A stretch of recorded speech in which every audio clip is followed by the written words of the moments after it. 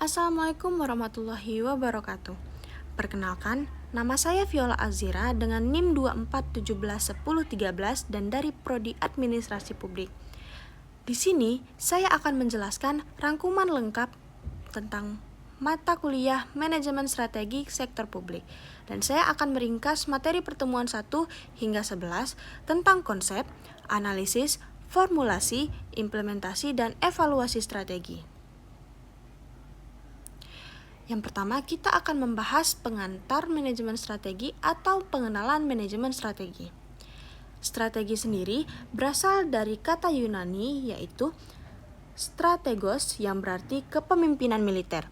Pada awalnya, strategi digunakan oleh para jenderal untuk memenangkan pertempuran melalui perencanaan, pengambilan keputusan, dan tindakan yang tepat berdasarkan kondisi internal dan eksternal.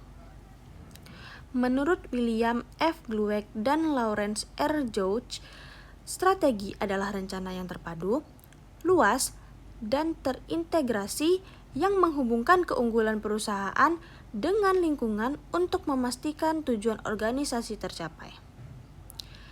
Manajemen strategik adalah seni dan ilmu dalam merumuskan, mengimplementasikan, mengevaluasi keputusan lintas fungsional untuk mencapai tujuan organisasi. Perkembangannya dimulai dari sistem anggaran dan kontrol keuangan yang berkembang menjadi perencanaan jangka panjang, perencanaan strategik perusahaan, hingga manajemen strategik modern. Karakteristik manajemen strategik yaitu meningkatkan efektivitas organisasi, berorientasi jangka panjang, berhubungan dengan keputusan manajemen puncak, berlaku pada seluruh level organisasi, dan yang terakhir membutuhkan pengetahuan yang luas. Manfaat manajemen strategik memberikan arah pencapaian tujuan, mengantisipasi perubahan lingkungan, memperhatikan kepentingan berbagai pihak, meningkatkan keterlibatan anggota organisasi, menghindari tumpang tindih kegiatan, meningkatkan efektivitas dan efisiensi. Model strategik meliputi penyusunan visi dan misi, analisis lingkungan internal dan eksternal, penetapan tujuan jangka panjang, pemilihan strategi, implementasi strategi, serta evaluasi dan pengendalian.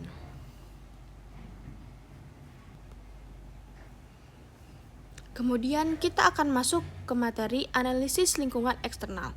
Tujuan utama analisis lingkungan eksternal adalah mengidentifikasi peluang atau opportunities dan ancaman atau threats yang berasal dari luar organisasi. Karakteristik lingkungan itu bersifat unik, bersifat dinamis, dan harus dipantau dan dikendalikan sejauh mungkin.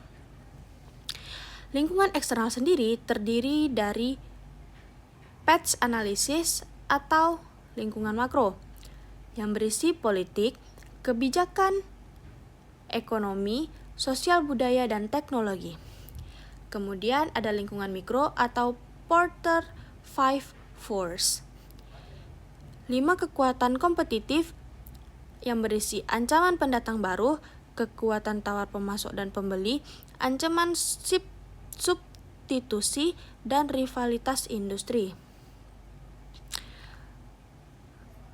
Kemudian, kekuatan pemasok meningkat apabila pemasok terkonsentrasi dan tidak tersedia substitusi dan biaya perpindahan yang tinggi. Kekuatan pelanggan meningkatkan jika pelanggan memiliki informasi lengkap, banyak pilihan, dan pembelian dalam jumlah besar.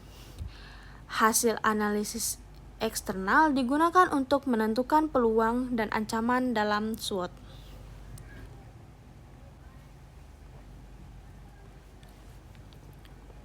Kemudian kita akan masuk di materi analisis lingkungan internal. Analisis lingkungan internal bertujuan untuk mengetahui kekuatan atau strength dan kelemahan atau weaknesses dalam suatu organisasi. Kekuatan dan kelemahan mengidentifikasi faktor internal yang menjadi kekuatan dan kelemahan organisasi. Faktor utamanya sendiri yang berisi objektif, struktur organisasi, sistem, skill, style atau gaya kepemimpinan, staff, strategi, keuangan, budaya organisasi, dan nilai kepercayaan.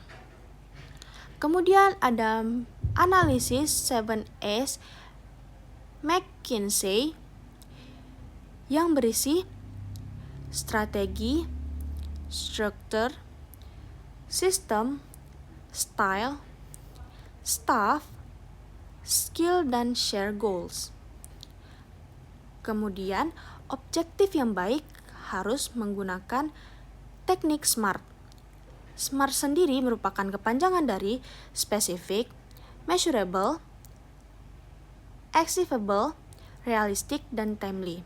Analisis internal membantu organisasi mengenali keunggulan kompetitif dan area yang perlu diperbaiki. Selanjutnya kita akan membahas visi dan misi organisasi. Visi adalah gambaran masa depan yang ingin dicapai organisasi. Visi harus menginspirasi, mudah dipahami, dan menjadi pedoman seluruh anggota organisasi. Tujuan visi sendiri menjelaskan arah perubahan, memotivasi anggota organisasi, dan mengkoordinasikan tindakan seluruh anggota. Ciri visi yang baik adalah ringkas, padat, menarik, tidak lebih dari 25 kata, dan menjawab apa, untuk siapa, dan kapan. Sedangkan misi sendiri adalah alasan utama untuk organisasi didirikan. Misi menjelaskan produk atau jasa, pelanggan, pasar, teknologi, dan nilai yang diberikan organisasi. Karakteristik misi, pelanggan, produk atau jasa, pasar, teknologi, komitmen pertumbuhan, konsep organisasi, citra organisasi, dan komitmen terhadap karyawan. Visi dapat berubah mengikuti perkembangan masa, sedangkan misi lebih stabil sebagai identitas organisasi.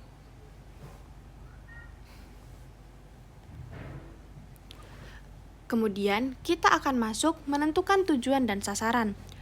Tujuan atau goal adalah kondisi yang ingin dicapai dalam jangka waktu sampai 5 tahun.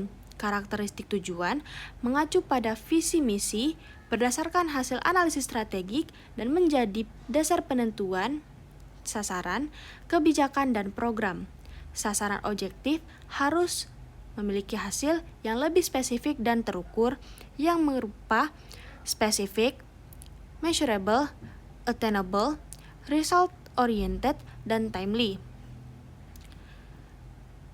Strategi adalah cara mencapai tujuan dan sasaran, dan kebijakan adalah pedoman atau pelaksanaan. Program adalah pengumpulan kegiatan yang sistematis dan terpadu untuk mencapai sasaran. Kemudian, kita akan masuk di jenis-jenis strategi. Di sini saya akan menjelaskan beberapa jenis. Yang pertama ada strategi jaringan yang berisikan kerjasama dengan pelanggan, pemasok, pesaing, dan organisasi lain berdasarkan konsep win-win solution. Selanjutnya ada strategi korporasi yang berisikan pengembangan produk, pengembangan pasar, penetrasi pasar, integrasi vertikal, integrasi horizontal, dan strategi campuran. Kemudian ada strategi bertahan yang berisikan turnaround, divestasi, likuidasi, bankrupt, captive strategy, dan harvesting. Kemudian ada strategi stabilitas yang mempertahankan kondisi organisasi yang telah berjalan baik. Dan yang terakhir ada strategi kombinasi yang menggabungkan beberapa strategi sekaligus sesuai kebutuhan organisasi.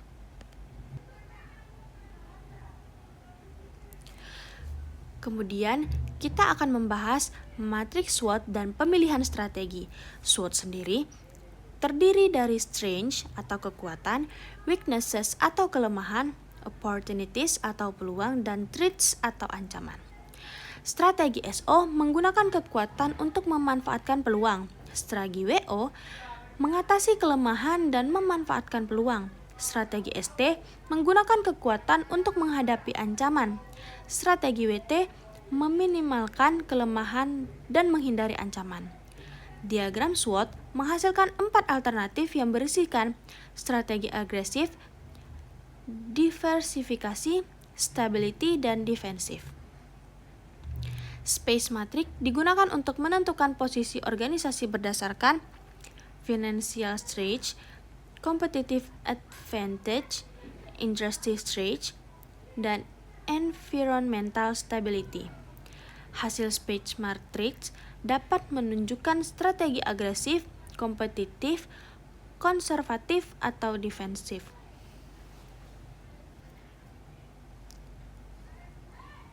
Selanjutnya yaitu implementasi strategi.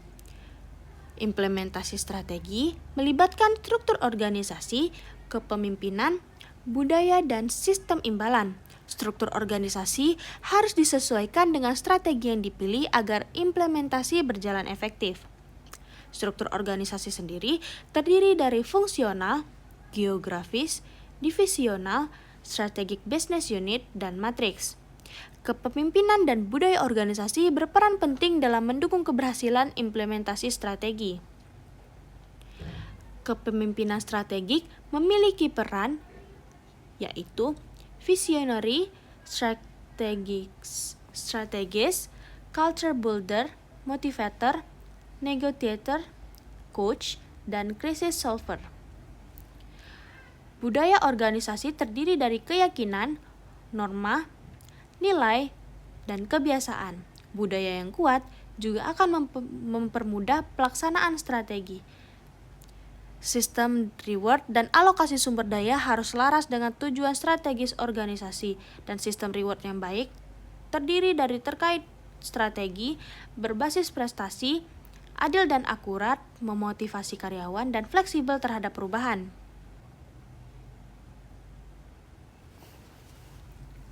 Kemudian yang terakhir, kita akan membahas pengendalian dan evaluasi strategik. Pengendalian adalah aktivitas yang memastikan bahwa pelaksanaan sesuai dengan rencana. Tujuan pengendalian yaitu memantau pencapaian sasaran, mengevaluasi strategi, melakukan perbaikan, dan menyesuaikan strategi dengan perubahan lingkungan. Proses pengendalian sendiri berupa mengukur kinerja, membandingkan dengan standar, dan mengambil tindakan korektif jika terjadi penyimpangan. Kemudian, pengukuran kinerja yaitu terdiri dari keuangan sendiri berisikan laba, ROI, penjualan, dan pangsa pasar. Jika non-keuangan, berisi produktivitas, kualitas, dan kepuasan pelanggan. Kriteria evaluasi sendiri menurut Richard Rumelt berisikan konsistensi, kesesuaian, keunggulan, dan kelayakan atau visibility. Kesalahan umum manajemen strategik tidak berpikir strategis, terlalu fokus pada prosedur, tidak memperhatikan lingkungan, dan salah perencanaan sumber daya. Organisasi juga harus mampu mengantisipasi perubahan teknologi, regulasi, iklim, bahan baku, preferensi konsumen, dan persaingan.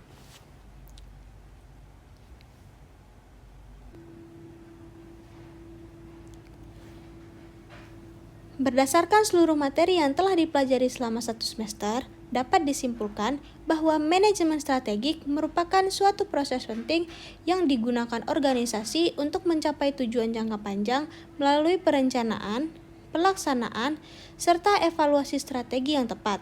Manajemen strategik tidak hanya berfokus pada kondisi saat ini, tetapi juga menekankan kemampuan organisasi dalam mengantisipasi perubahan lingkungan dan menciptakan keunggulan kompetitif yang berkelanjutan. Dalam prosesnya, organisasi harus terlebih dahulu memahami lingkungan eksternal yang terdiri dari faktor politik, ekonomi, sosial budaya, teknologi, serta persaingan industri. Analisis lingkungan eksternal membantu organisasi mengenali peluang dan ancaman yang dapat mempengaruhi keberhasilan organisasi di masa depan. Selain itu, organisasi juga perlu melakukan analisis lingkungan internal untuk mengetahui kekuatan dan kelemahan yang dimiliki, sehingga dapat memaksimalkan potensi yang ada serta memperbaiki berbagai kekurangan. Pendekatan seperti PAST, Porter 5 Force, dan 7 McKinsey menjadi alat yang penting dalam memahami kondisi organisasi secara menyeluruh. Selanjutnya, visi dan misi menjadi dasar utama dalam menentukan arah organisasi. Visi menggambarkan kondisi ideal yang ingin dicapai di masa depan. Sedangkan misi menjalankan alasan keberadaan organisasi serta nilai yang ingin diberikan kepada pelanggan dan masyarakat. Dari visi dan misi tersebut, kemudian ditetapkan tujuan, sasaran, kebijakan, dan program yang menjadi pedoman dalam pelaksanaan aktivitas organisasi. Penetapan tujuan dan sasaran yang jelas, spesifik, terukur, realistis, serta memiliki batas waktu akan mempermudah organisasi dalam mencapai hasil yang diharapkan.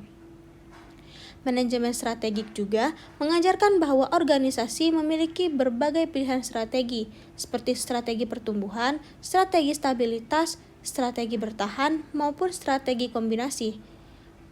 Pemilihan strategi dilakukan berdasarkan kondisi internal dan eksternal melalui analisis SWOT yang memadukan kekuatan, kelemahan, peluang, dan ancaman. Dengan demikian, organisasi dapat menentukan strategi yang paling sesuai untuk mencapai tujuan yang telah ditetapkan.